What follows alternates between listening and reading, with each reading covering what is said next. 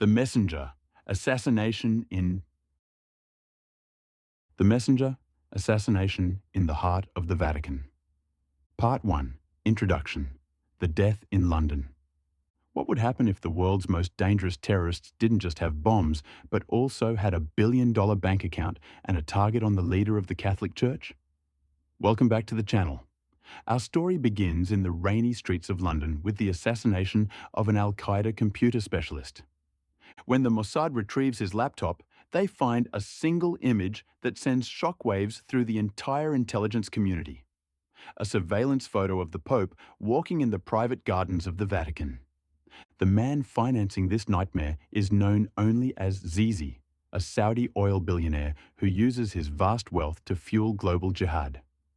Gabriel Allon is once again forced to abandon his art restoration work in Venice. He must step back into the world of shadows to stop an operation that, if successful, would shatter the stability of the modern world. Welcome to The Messenger. Part 2. Breathless. Plot highlights. The Death of a Messenger Plan. 1. The Perfect Lure. The drama ignites when Gabriel realizes that a direct attack on Zizi is impossible. The billionaire is too well protected, hidden behind layers of international diplomacy and corporate shell companies. He needs an infiltrator. Enter Sarah Bancroft, a brilliant art expert from the CIA. Gabriel must train her to become the perfect bait. A woman whose knowledge of priceless paintings is enough to attract Zizi's attention and gain entry into his inner circle. The tension is constant, as Gabriel knows that a single mistake will cost Sarah her life. 2. A global game of high stakes. Daniel Silva takes us on a tour of the world's most decadent locations, from the sun-drenched docks of Saint-Tropez to the secret vaults of Swiss banks. The kitsch TINH, or the suspense, lies in Gabriel's battle against Zizi's financial network. He discovers that oil money doesn't just buy luxury, it buys silence from high-ranking officials and provides the logistics for mass murder. Gabriel isn't just hunting a man. He is trying to dismantle a financial empire that is built on the destruction of the West. 3. Midnight at the Vatican. The climax of the book is a masterclass in suspense. Gabriel must penetrate the Vatican, an institution he knows well from his previous cases, to protect the Pope, his friend Pietro Abati. The sequence takes us into the dark crypts, the ancient Ham-Mo catacombs, and the silent marble hallways of the Holy See. Gabriel has to stay one step ahead of a professional hit team that is closing in on their target during a massive public mass. It is a race against time where every second could result in a global catastrophe. 4. The Sacrifice of the Silent. The war in the shadows always carries a heavy price. There is a deeply moving sequence where Gabriel must watch his own colleagues fall to protect the truth. Gabriel himself faces a brutal moral dilemma. How many lives can he justify taking to save one? The line between being a protector of justice and becoming a remorseless killer becomes dangerously thin.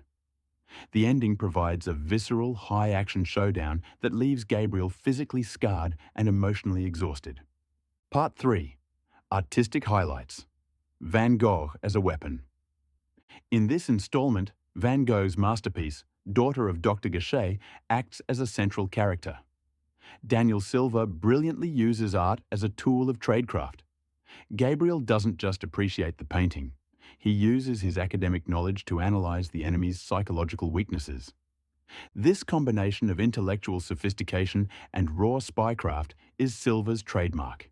He shows that the ability to understand a brushstroke is just as important as the ability to fire a weapon.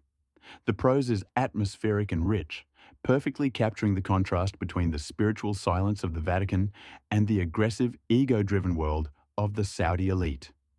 Part 4. Analysis. The power of faith versus the power of gold.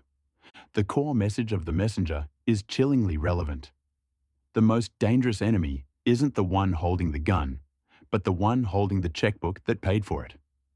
Silva exposes the messy reality of international relations, where Saudi oil money often blurs the lines of morality and religion.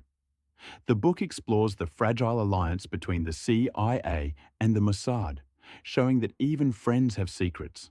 Gabriel's journey is a reflection on the nature of messengers, whether they are messengers of God or messengers of death. It argues that in a world driven by greed, only those with unshakable faith and personal integrity can truly make a difference. Part 5. Conclusion. An open ending for new missions. The messenger concludes with a fragile victory. The Pope is saved and a major threat is neutralized, but Zizi's network still has many octopus tentacles reaching across the globe. Gabriel Allon understands that his work is far from over and that he is now a permanent target for those who want to burn the world down. Thank you for joining me for this review of Book 6. What did you think of the cooperation between the CIA and Mossad in this story? And do you believe that art can truly save the world from violence? Let me know your thoughts in the comments. Don't forget to like and subscribe to stay tuned for the next mission, The Secret Servant. Until next time, keep your eyes on the shadows and stay safe.